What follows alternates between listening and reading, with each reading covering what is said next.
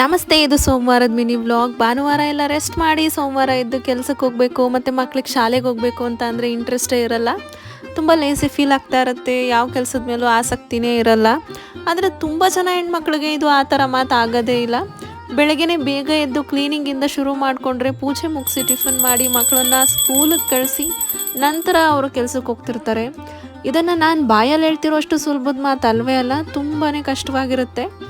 ನಾನು ಪೂಜೆ ಎಲ್ಲ ಮುಗಿಸ್ಕೊಂಡು ಅಡುಗೆ ಮನೆಗೆ ಬಂದೆ. ಅಮ್ಮ ರೊಟ್ಟಿ ಹಾಕ್ತಾಯಿದ್ರು. ನಾವು ತಟ್ಟೋ ರೊಟ್ಟಿ ಎಲ್ಲ ಮಾಡೋದು ತುಂಬಾ ಕಮ್ಮಿ. ಏನಿದ್ರೆ ಹೆಂಚಿನ ಮೇಲೆ ಈ ಥರ ರೊಟ್ಟಿನ ಬಳಿತೀವಿ.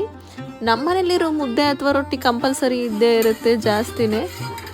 ಇದಕ್ಕೆ ಬರೀ ರಾಗಿ ಹಿಟ್ಟನ್ನು ಮಾತ್ರನೇ ಬಳಸಿರೋದು. ಈ ರೊಟ್ಟಿಗೆ ಕೆಂಪು ಚಟ್ನಿ ಚೆನ್ನಾಗಿ ಹೊಂದುತ್ತೆ ಅಂತ ಅಂದ್ಬಿಟ್ಟು ಅಮ್ಮ ಕೆಂಪು ಚಟ್ನಿನೇ ಮಾಡಿದರು. ಈ ರೊಟ್ಟಿ ಶುಗರ್ ಇರೋರಿಗೆಲ್ಲ ತುಂಬಾ ಒಳ್ಳೆಯದು ಅಂತ ಹೇಳ್ತಾರೆ. ನಾವು ಟಿಫನ್ ಎಲ್ಲ ಮುಗಿಸ್ಕೊಂಡ್ವಿ. ನಮ್ಮ ದಿನ ಈ ಥರ ಇತ್ತು. ನಿಮಗೆ ವಿಡಿಯೋ ಇಷ್ಟ ಆಗಿದೆ ಅಂತ ಭಾವಿಸ್ತೀನಿ.